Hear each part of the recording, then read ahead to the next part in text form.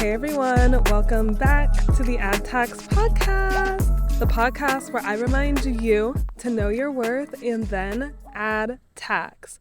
Period. Before we get into today's juicy episode, I just want to remind everybody to please like, comment, subscribe if you're watching on YouTube. And then if you're listening on any of the other podcast platforms, please give me a follow, leave a comment if that's an option, and leave a 5-star rating. If you have anything less than 5 stars to give me, keep it. I don't want it. And also, don't forget, if you are interested in addtax affirmations, which is the free tool that I give you guys to add tax every single day. And it's just positive affirmations and daily reminders to help you really anchor into that main character energy. So if that's something that you're interested in, it's totally free. Just follow me on TikTok, Instagram, and YouTube at addtax affirmations. Okay, so now that that's out of the way, let's get into today's episode. First, I finally did my first photo shoot for addtax. Yay! And it went so well, but there is a really funny backstory behind it, you guys. And at first, I had hired this one photographer, and I knew him through my toxic cousin. If you're familiar with the addtax lore and you've watched The Catalyst Part 1 and 2, the first 2 episodes, then you already know the tea about my toxic cousin. But yeah, I knew this guy. He's a photographer and videographer, and I met him through my cousin. I hit him up back in July. I didn't even know if he did photography, but I had asked him, like, hey, like, since you're tapped into that community in the city, like, do you do this, or do you know somebody that can do it for me? So I wasn't even trying to ask him up front, but he offered himself. He was like, oh, I do photography, I can do it. And I was like, oh, okay, great. So I thought that his rate was pretty fair. And then it's literally the week of the photo shoot, and I hit him up. I'm like, hey, are we still doing this or what? And he was like, oh, sorry, I had church and all this other stuff, and I'm just so tired. And I was like, okay, if you can't do it, can you at least refer me to somebody that can do it? And yeah, because he was just like, oh yeah, I think it's best if you just find somebody else to do it. And yeah, I think it's just best if you find a different photographer, and they can probably offer you a better rate anyways. And I was like, how's the price even going up? Anyways, but it made me realize that, well, first of all, the tea on this guy was that he had actually tried to date me like 2 years ago now, I think. And he was just really weird to talk to, like on a romantic level. So I have just blocked him out of nowhere. I was just like, I'm not interested. But then because we have mutual connections, like through my ex-co-host and my toxic cousin and everything, like I had just seen him around so much, and I was familiar with his work. So, you know, I thought that he was a reliable person and that could at least handle this professional request. But it really did remind me that when you curve guys one time, they never forget it. They never, even if you forget it and you're not thinking about it, they never forget it. Because I swear this was his way of getting his lick back because I had curved him 2 years ago. Like, the fact that he could now be like, oh, Jasmine needs something and wants something from me. Which, again, mind you, I wasn't even asking him specifically at first. I asked if he knew anybody that could do it. Like, I know that he was just like, oh, now I can tell her no, you know? Instead of, it's like his way of rejecting me, even though he was the one that presented himself as the one that could be the photographer. Child, anyways, that's the thing with these men. Even if you try and keep them in your orbit, like after curving them, even in a professional, cordial way, they won't cease that relationship on their own usually until they get their lick back. And that's what he did. So, yeah, but honestly, I'm glad that he did that because I think it was just clearing out even more people that do not need to be a part of this next chapter of my life. It led me to the person that did do my photo shoot. Her name is Shayla of Shayla Shoots Photography. So shout out Shayla. She did an amazing job. If you go on the addtaxpod podcast Instagram page, you'll see the pictures there. And I'm just so happy that she was able to do this photo shoot so last minute. Like, she was totally understanding of the circumstances and just was so willing to step right in.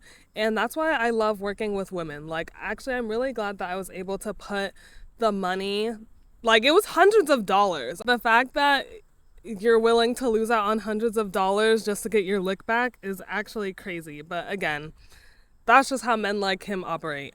But I'm really, really glad that I was able to actually give all of that money to a woman, and her work is phenomenal. That situation with this photographer guy made me think about the reason why I had even gotten with my most recent ex-boyfriend in the first place. And this is a story and some lore that I've really never told anybody, I think except my toxic cousin. But yeah, I've never told anybody this.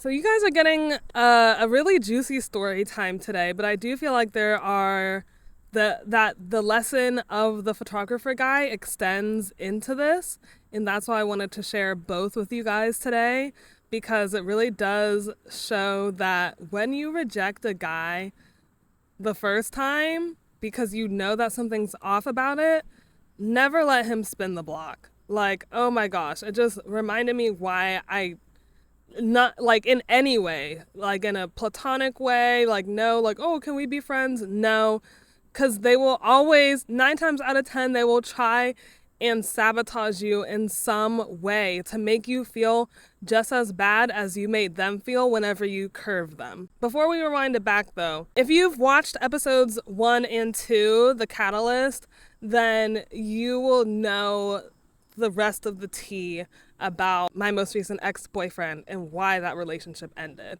So I'm not going to get into that today because I already did a whole episode on that. But this is the beginning of it all. The genesis, if you will. Let's rewind back. That's the rewind sound. But let me set the scene. 2021. I'm in college, single, happy, thriving, living it up.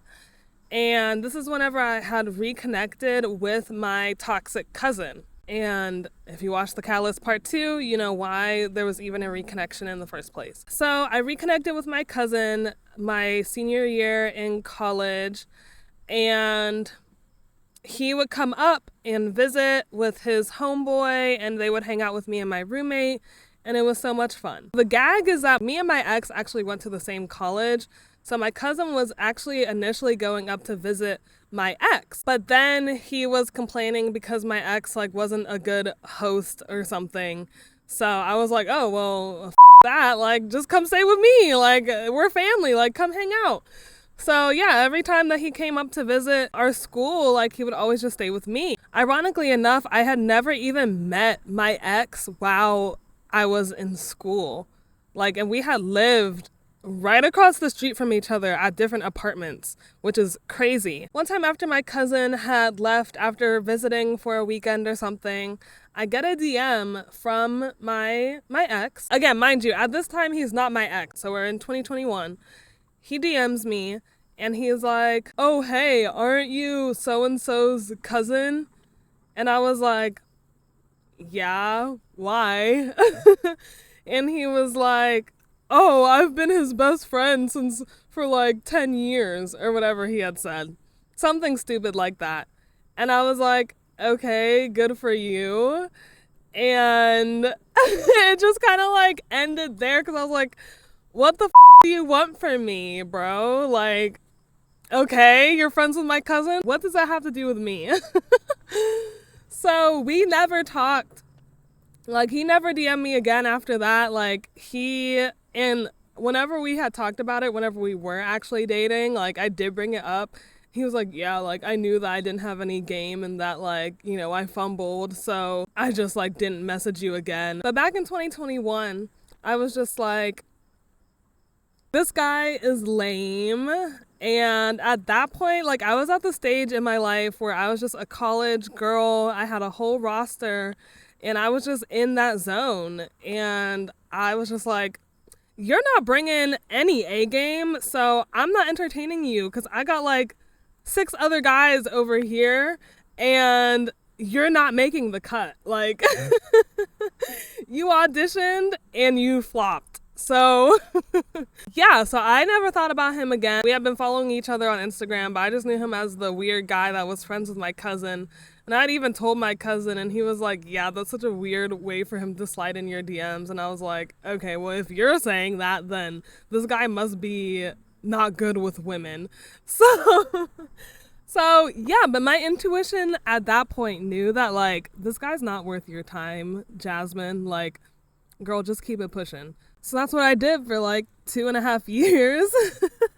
So then fast forward. That's the fast forward sound. Fast forward to the summer of 2023. I'm freshly single. I haven't done any inner work, no healing whatsoever, trying to hop from relationship to relationship. But this summer, I had a summer fling. We're gonna call him Summer Fling Guy. And Summer Fling Guy was cool. It was a lot of fun. But he was a narcissist, and he knew he was a narcissist. That's a whole nother story. But I was just like, okay, well, I just got out of a relationship with a narcissist, so this is not going anywhere besides just being a fun fling. And I met this guy through my toxic cousin. So this guy was also friends with my now ex. But yeah, that summer fling did not end how I thought it was going to end. The guy ended up being like really shady. I mean, who's surprised? He's a narcissist. And I just caught him in a lie, and he thought I was stupid. And, you know, I was just like, oh, you're going to play me? Well, watch this. At that time of being more wounded and just like really not taking any time to heal, I was just like, oh, well, I'm going to get you back for this. So how did I decide to do that? By hooking up with his friend. And who was his friend? My now ex-boyfriend. Oh my gosh, yeah, I've literally never told anybody that. Yeah, so the fling ended like in that September, early October maybe. I was starting a new job around this time. And I was just like, well, I have a new job. Like, I'm not even gonna worry about him. I'm gonna get you back when I got time. In October of 2023, I had a Halloween party with my toxic cousin and my ex co-host, because they were dating at the time. And the 3 of us threw a Halloween party, and I knew that my ex was gonna be there. So I was like, oh, perfect. He's single? Okay, well, period. This is how I'm gonna get back at Summer Fling Guy, by hooking up with his homeboy. Because I knew that they were friends, and I knew that my cousin wasn't gonna be inviting the Summer Fling Guy, even though they were friends. And they had all known each other since they were kids. So I was like, this is even better because this is a long-term relationship. Like, y'all's families know each other. Like, this is real juicy. So the party rolls around. I have remembered that, like, oh, this guy actually slid into my DMs back in college. So I knew that it was going to be a slam dunk for me or whatever. Like, that's just the type of time that I was on at that age. So me and the guy hook up. And that was how the relationship started. It's not anything romantic, nothing. The relationship was literally built on me trying to get back at a guy that I had a summer fling with. And just as a refresher, my ex lives in a completely different state. So it was a long distance relationship, but I literally was like, okay, like this guy's going back to his state, and you know, I guess I'll see him when I see him or something. After Halloween weekend, I, went back to work, and I realized that I was not thinking about him at all, which I was like, this is weird, because like normally I'm like, oh, like that was so much fun, like he was so great, but I honestly was not thinking about him. And I remember texting my friend and I was like, is this bad? Like, I'm not thinking about him even though we just hooked up like 2 days ago. Like, I'm not like thinking about anything. Like, yeah, so I honestly was just moving on with my life. And then November 2023, I believe, he like texts me out of nowhere and he's like, hey, Jasmine, I thought about you and I just hope you're doing well. And I was like, what the because the holidays were coming up, he was coming into town because his family lives here. So I did end up seeing him in those months, and that's when it started.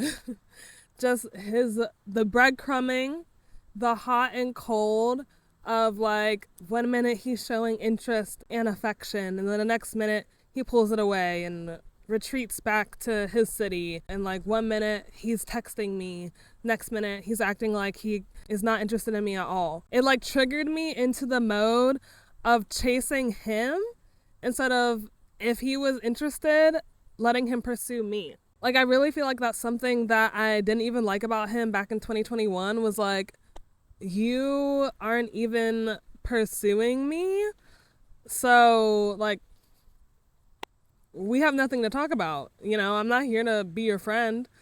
But I feel like after all those years, I think he realized that like, oh, now's my chance to like flip the script on Jasmine and treat her like because she made me feel like whenever she curved me back in college. So because of that, yeah, those months, like I ended up telling him that I loved him in January, like literally New Year's of 2024. Well, he had said that he loved me and then he took it back. But I was like, oh, well, I actually do love you. But no, it was not love. And that's why I still wrestle to this day with like, did I actually love that man? Because of the way it started. Like, it did not start off with me having genuine intent or him having genuine intent. I believe that I had genuine intent only because I was manipulated into chasing him. And the manipulation, again, was just him flipping the script with different tactics so that I would feel like he was the prize.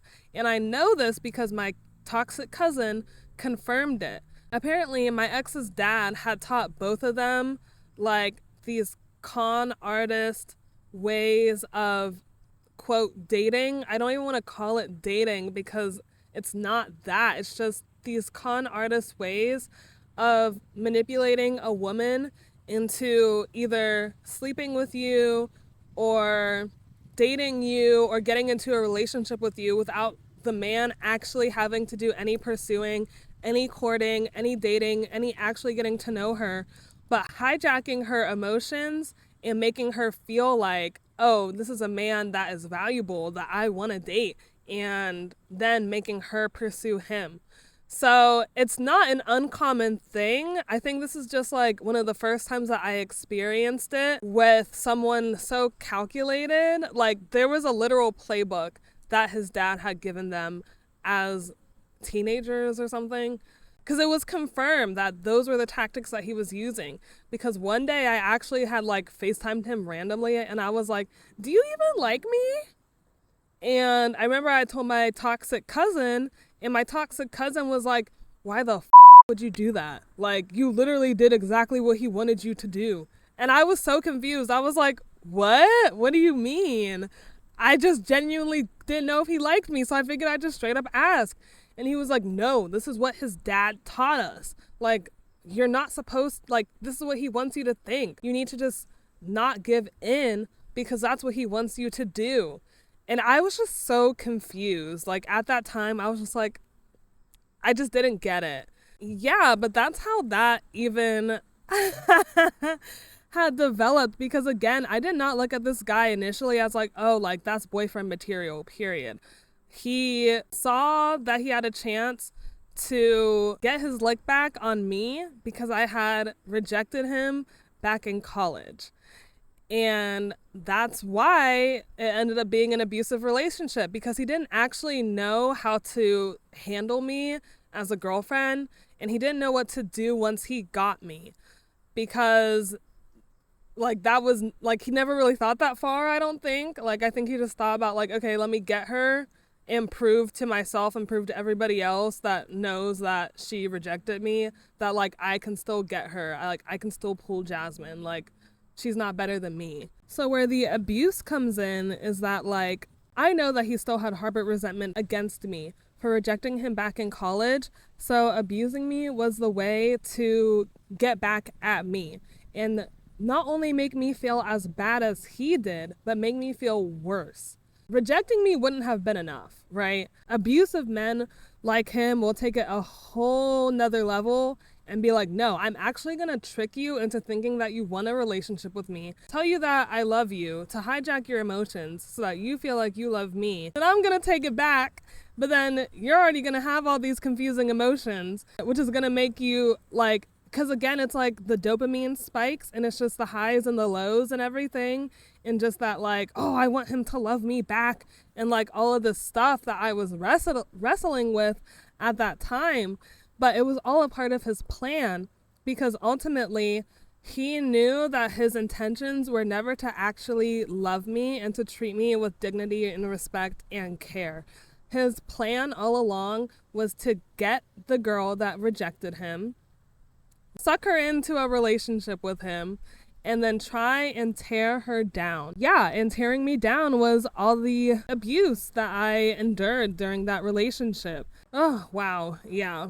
Was just him literally doing things to make me feel like I wasn't enough, just to belittle me and to devalue me and to destabilize me and to make me feel like I wasn't worth anything. Which is why I'm so glad that I am sharing this part of the story, because this is how a lot of toxic relationships start, when it's a situation where you give the guy, like you give a guy a second chance, the guy that the underdog, the guy that was rejected, the guy that wasn't cool enough to get you the first time around. And it's because he's not cool enough. Okay? Like, I know now that I was listening to my intuition back in college and that I was ignoring my intuition in 2023 whenever I reconnected with my ex. It's one of the reasons why now on my self-love, healing, decentering men journey that I'm like, this is a part of what it means to be embodying main character energy. It means listening to your gut, listening to your intuition, and not second guessing it and not ignoring it just because a guy comes around again and, you know, now he's looking a little cuter or, you know, whatever. Like, no, it doesn't matter how good he looks on paper, because like my ex looks really good on paper. But what I found out was that doesn't mean anything. He's horrible. He really did take that opportunity to reel me in and try and me and my... Wait. No, I didn't mean it like that. To me up and up my life too. It really showed me that like me trying to get back at Summer Fling guy, like it just should have stayed at, it should have ended at Halloween. Like I should have never entertained my ex any farther than that and thought back to college and been like, okay, wait, it needs to stop here because I rejected him for a reason, you know? Let's take a quick break and I'll be right back.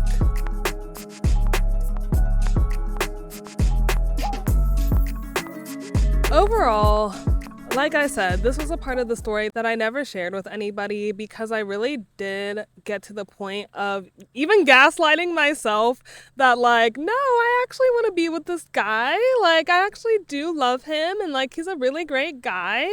And like, you know, maybe there's a reason why we weren't meant to be together in college. Our paths are crossing because I'm ready to be loved and he's ready to love me in the way that I deserve. When no, that actually was not it at all. We were never meant to be together. We were never meant to be together. He really did his big one. Like, I'm sure he's really proud of himself for that, you know, period. Whatever. It just goes to show that like as women, like we know what we're doing when we're rejecting a guy. Like, if our body is just instinctively like, this is not it, like, there's a big reason for that. And I'm at the point now where I'm like, I'm never going to circumvent that again. I don't care how long it's been. And I think just on a broader note, like, the men that you reject, like, they hold on to that. They really, really do. And I think that there's levels to it. There's levels like I don't know. I mean, the photographer guy could be abusive. Again, I never dated him, so I really don't know. But I know that he has a history of being rejected by women. But it's men like him that get rejected a lot. And my ex was getting rejected a lot too. But it's men like them that get rejected so much that will always find some kind of way to get their lick back. Whether it's like the photographer, where it's as simple as, oh, I'm not gonna do your photo shoot anymore, you should find somebody else to do it. Or like my abusive ex-boyfriend who had no intentions of ever loving or caring for me or anything in a healthy way, and just wanted to have me just to have me and make me feel like because I made him feel like back in college. Giving a man a second chance and keeping him in your orbit can prove to be really dangerous. God forbid you've been in a situation like myself where you gave a man a second chance and you ended up being in an abusive relationship. Like, they will literally try and destroy you. And I don't know how much further it would have gone if I didn't get out when I did. They do not forgive and forget, okay? Like, they harbor that and they're like, no, like, I'm gonna her up. Like, they hate you. Yeah, like my ex, I don't think he actually liked me. I think he just liked the idea of being with me and what that like proved of like, oh, I can totally pull a woman like Jasmine. Yeah, you rejected me back in college, but look at us now. You're still with me anyways. It's kind of like that. They look down on you of like, oh, you thought that you were too good for me, that you could just reject me? Well, look at you now, flying to see me in a whole different city, spending holidays with my family, you know? It's just crazy. Like, oh, it's so twisted and sick because they're abusive. At the end of the day, like, it really does show why decentering men is so important, because the reason why I even hooked up with my ex in the first place was because of a man. So it's just like I was so male-centered that it was like I was so infatuated by summer fling guy that like I wanted to do something to get back at him, which just led me in the hands of another man. And then just it was all about men. It was nothing that I actually wanted to do for myself. It was just all about men and all about like I was doing things because of men, different men. And I mean, it makes sense why the two guys were friends because they're both pieces of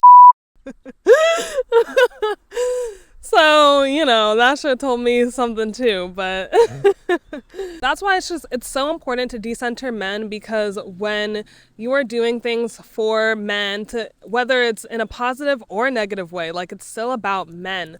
And you're not actually living life for yourself, so it's always going to end up biting you in the in one way or another.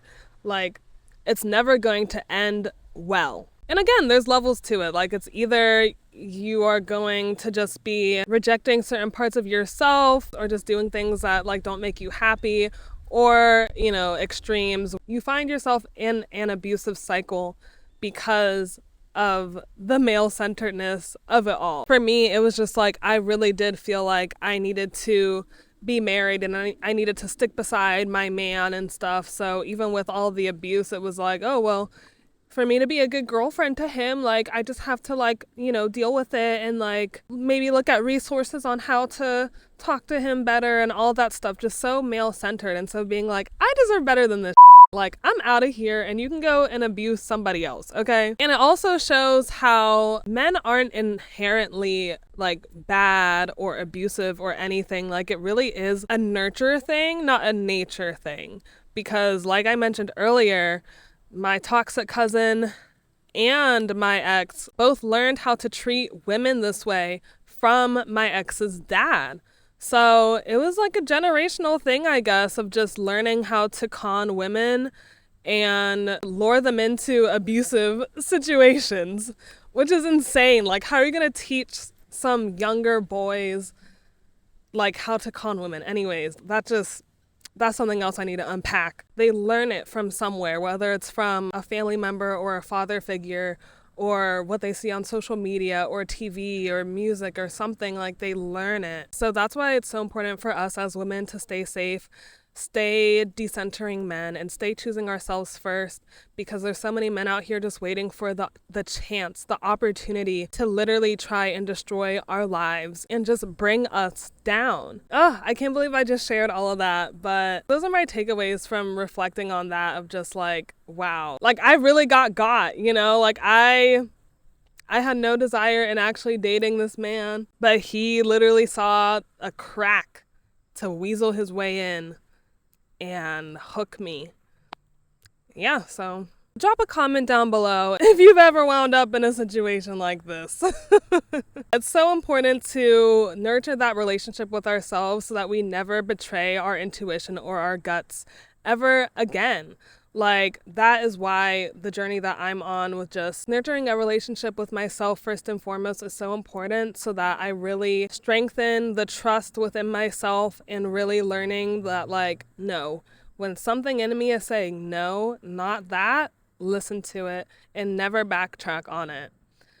So, yeah, if you enjoyed this episode, you guys, please, again, support in all the ways that you can. Give it a like, leave a 5-star rating, drop a comment if you can relate to this in any way, or if you learned something new from this episode. And yeah, just thanks for tuning in on whatever platform that you tuned in on today. I hope that you guys have a great rest of your day. I'm about to go and enjoy some nice, relaxing yoga. I appreciate you guys tuning in. And remember, know your worth and then add tax. Take it away, theme songs.